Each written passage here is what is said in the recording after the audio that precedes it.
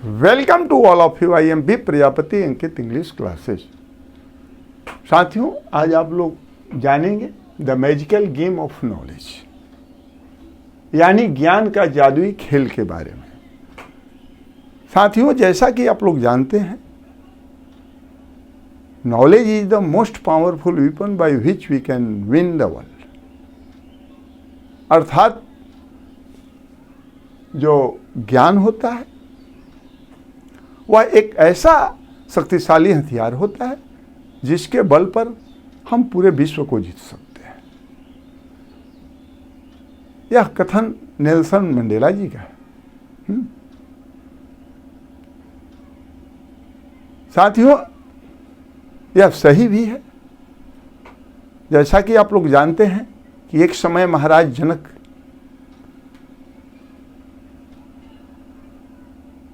अपने दरबार में उपस्थित विद्वानों और मंत्री परिषद के सदस्यों के साथ मंत्रणा कर रहे थे। उसी समय अष्टावक्र ऋषि वहां पहुंचे। अष्टावक्र ऋषि के पहुंचने पर उनको देख करके वहां उपस्थित विद्वानों और मंत्री परिषद के सदस्यों ने हंस पड़ा। तो उनके हंसते हुए देख करके अष्टावक्र ऋषि भी हंस पड़े। इतने में महाराज जनक उठे और अष्टावक्र ऋषि के चरणों में सिर को झुकाते हुए अर्थात प्रणाम करते हुए प्रश्न की कि महाराज, आपके हंसने का हमने कारण नहीं जाना, आप क्यों हंसे?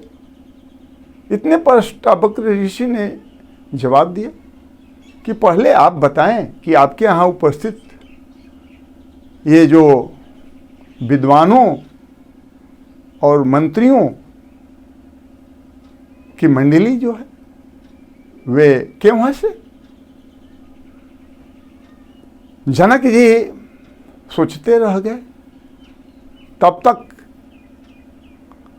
विद्वानों और उनके मंत्री परिषद के सदस्यों के बीच से एक व्यक्ति खड़ा होकर और जवाब दिया कि महाराज, आपके इस कुरूप काया को देखकर हम लोग हंस पड़े।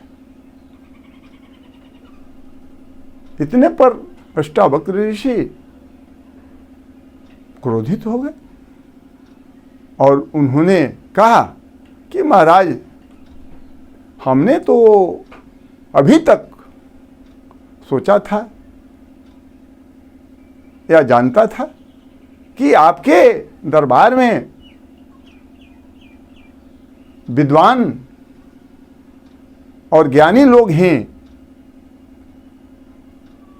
रहते हैं, लेकिन यहाँ तो कोई ज्ञानी दिखाई नहीं पड़ता, कोई विद्वान दिखाई नहीं पड़ता। यहाँ तो सभी मूर्ख हमको दिखाई पड़ते हैं। इतने पर महाराज जनक भयभीत हो गए और हाथ जोड़ते हुए बोले कि महाराज, यह आप क्या कह रहे हैं? हाँ राजा जनक जी तो जानते थे कि भाई ये तो इन्हें गिने सब विद्वान यहाँ पर भरे पड़े हैं और ये बिना सोचे विचारे कह दिए कि यहाँ पर ये सब मूर्ख हैं। तब महाराज हाथ जोड़ते हुए पुनः कहा कि यह आप क्या कह रहे हैं?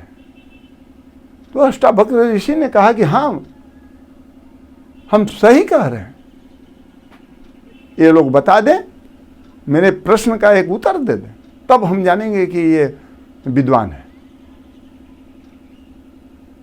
तो अष्टावक्र ऋषि ने कहा कि पहले यह बताइए कि ये लोग घड़े पर हंस रहे हैं या कुम्हार पर हंस रहे हैं? अष्टावक्र ऋषि का यही प्रश्न था। कि जो भी आपके दरबार में उपस्थित विद्वान, ज्ञानी या मंत्री परिषद के सदस्य हैं, वे बताएं कि वे लोग घड़े पर हंस रहे हैं या कुम्हार पर हंस रहे हैं। इतने पर सबों को ज्ञान हो गया और वे सभी उठ करके और अष्टावक्र ऋषि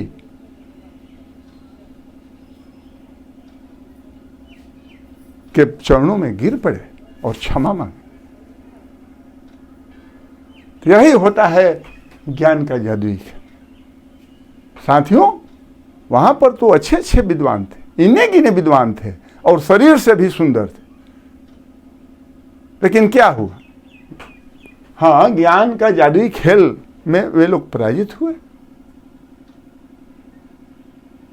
इतना ही नहीं, आप लोग सिंह और खरहे की कहानी भी सुने होंगे कि जंगल का राजा शेर, जो कि अत्यंत शक्तिशाली होता है, और उसको एक सामान्य खरहा ने अपने ज्ञान के बल पर क्या किया? मृत्यु दंड दे दिया। हाँ, और सिंह को मौत के घाट उतार दिया।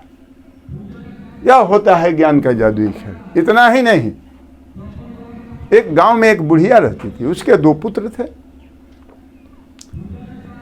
तो बड़ा जो था वो जन्मान था, जन्म से ही अंधा था, और छोटा जो था वो सही था।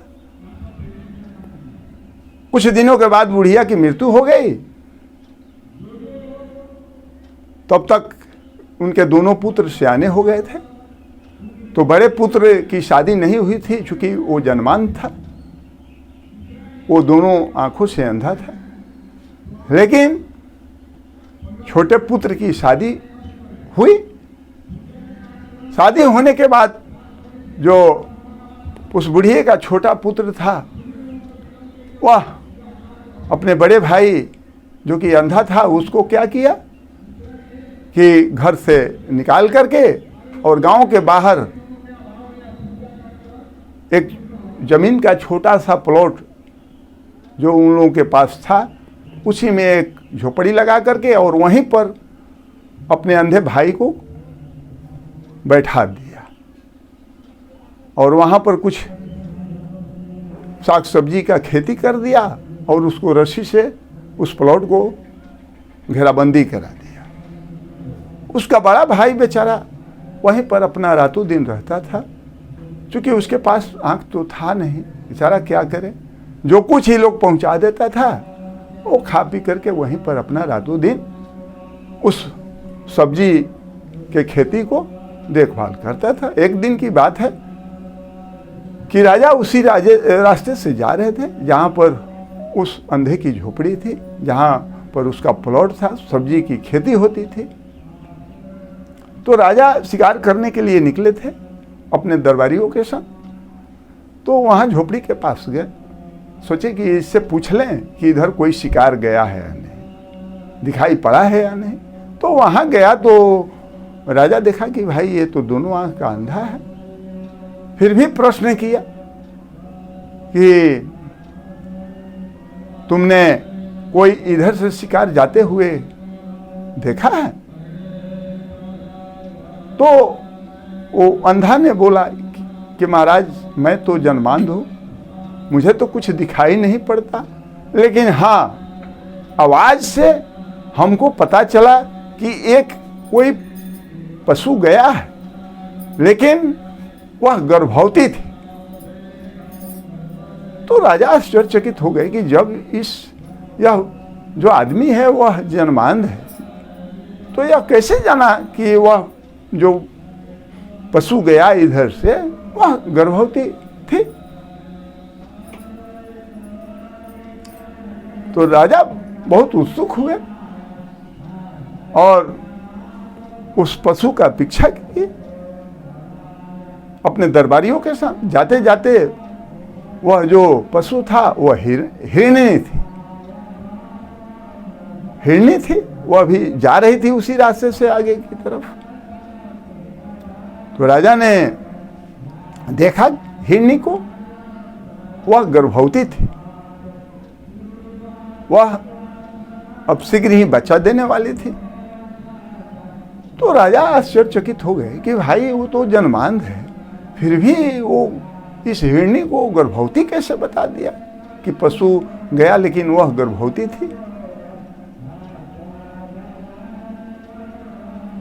राजा ने बिना शिकार किए, चूंकि हिरनी गर्भवती थी इसलिए राजा उसे शिकार नहीं किया और पुनः वापस उस अंधे व्यक्ति के पास पहुंचा और पूछा कि तुमने कैसे बताया कि वह जो हिरनी थी वह गर्भवती थी। तो अंधा ने जवाब दिया कि महाराज यदि वह गर्भवती नहीं रहती तो जो मेरा घेरा है वह साधारण रस्सी का बना हुआ है, हाँ वह तोड़ करके नहीं जाती, गर्भवती नहीं रहती तो वो फान करके चली जाती, छलांग मार करके चली जाती, लेकिन जो मेरा घेरा का रस्सी है वह तोड़ करके गई। तो हमने समझ लिया कि अवश्य वह गर्भवती होगी, जो भी हो। मैं पहचाना नहीं कि हिरनी है या कोई भी मैंने गाय है या कोई भी हो, लेकिन यह हमें आभास हुआ ज्ञान के बल पर कि वह अवश्य गर्भवती हो।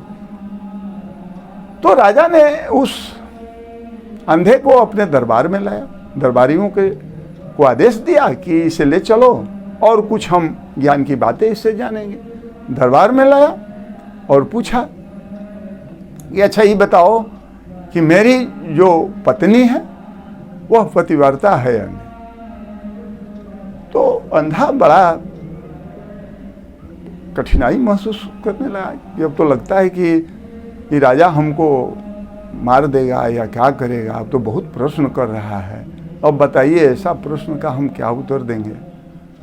मन ही मन सोच रहा था। तो राजा ने कहा कि तुरंत बताओ कि मेरी जो पत्नी है वह पतिव्रता है या नहीं। इसकी खबर हवेली में चली गई, रानी को हड़कंप मच गया। रानी तुरंत उस अंधे को हवेली में बुलाई, राजा ने आदेश दे दिया और वो रानी बोली कि मैं इस अंधे से कुछ बात करना चाहता हूं। राजा ने आदेश दे दिया। अंधा हवेली में जाकर के एक कमरे में राजा और रानी 1 घंटे के लिए बंद कर दिए। रानी ने अंधे से कहा अपनी उंगली पकड़ने के लिए, लेकिन वह अंधा व्यक्ति हाथ की उंगली नहीं पकड़ा, मैंने उंगली पकड़ने से इनकार कर दिया। इतने में रानी ने उसे अच्छी तरह से पिटाई कर दी। 1 घंटा बीतने के बाद में अंधे को निकाल करके दरबार में लाया गया। अंधे से राजा ने पूछा कि अच्छा अब बताओ, मेरे प्रश्न का उत्तर दो। तो अंधा व्यक्ति ने, सूरदास ने जवाब दिया कि महाराज आपकी जो पत्नी है वो पतिव्रता नहीं। तो राजा पूछे कि क्यों, कैसे तुम कहा, किस ग्राउंड पर कह रहा है कि मेरी पत्नी जो है पतिव्रता नहीं है। तो सूरदास ने कहा कि महाराज जो पतिव्रता स्त्री होती है वह दूसरे व्यक्ति के चेहरे तक नहीं देखती, और आपकी जो पत्नी है यानी रानी जो है वो तो मेरे सारे अंग को स्पर्श किया।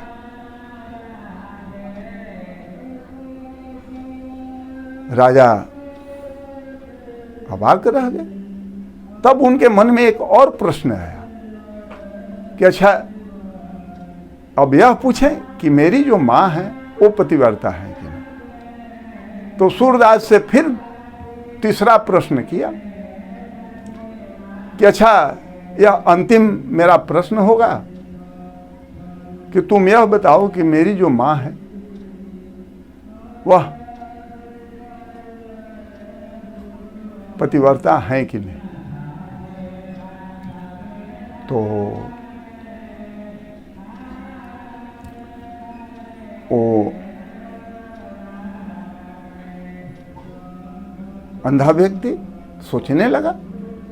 सोचते सोचते कुछ समय के बाद कहा कि हाँ महाराज, वह पतिव्रता हैं, लेकिन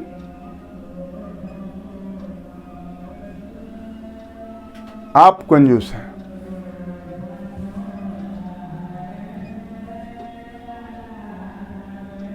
तो राजा ने कहा कि क्या बोलता है? तो हाँ महाराज, आप सही राजा हैं, इसमें कोई शक नहीं। आपकी मां पतिव्रता हैं, लेकिन आप कंजूस राजा हैं। तो कहा कि कैसे? तो कंजूस इसलिए आप हैं कि आपने 2 प्रश्न हमसे किया और 2 प्रश्नों का उत्तर मैंने संतोषजनक दिया। आपने हमें अभी तक कोई इनाम नहीं दिया। यदि आप कंजूस नहीं रहते तो हमको कुछ अवश्य इनाम दिए होते। तो कंजूसी की पुष्टि के लिए राजा अपने माँ के पास गया और पूछा हवेली में जाकर कि माँ, मैं कंजूस कैसे बन गया? तो उसकी माँ ने कहा कि बेटा, जब तुम गर्भ में था तो उस समय एक कंजूस व्यक्ति की छाया हमारे ऊपर यानी तुम्हारे ऊपर पड़ गई थी, जिसके चलते तुम जन्म से ही कंजूस हो। तुम्हारे परफॉर्मेंस से हम लोग यही कहा करते थे कि जो बेटा होगा वो कंजूस होगा। राजा तो होगा लेकिन कंजूस होगा। उसकी भी पुष्टि हो गई। राजा दरबार में आए और उस अंधे व्यक्ति को एक सूबे का मालिक बना दिया। तो देखिए ज्ञान का जादुई खेल। जिस भाई ने उस अंधे को गांव से बाहर निकाल दिया शादी होने के बाद, और वो अंधा व्यक्ति ज्ञान के बल पर एक सूबे का मालिक बन गया। और सूबे का मालिक जब ही बना, पूरे उसके राज्य में शोर मच गया। उसका भाई जो छोटा था, वह निर्धन था, वह तुरंत अपने बड़े भाई की इस ख्याति को सुनकर और अपने बड़े भाई के चरणों में आकर गिर पड़ा और माफी मांगा। लेकिन बड़े भाई ने दयापूर्वक उसे उठा लिया और अपने साथ रखने लगा।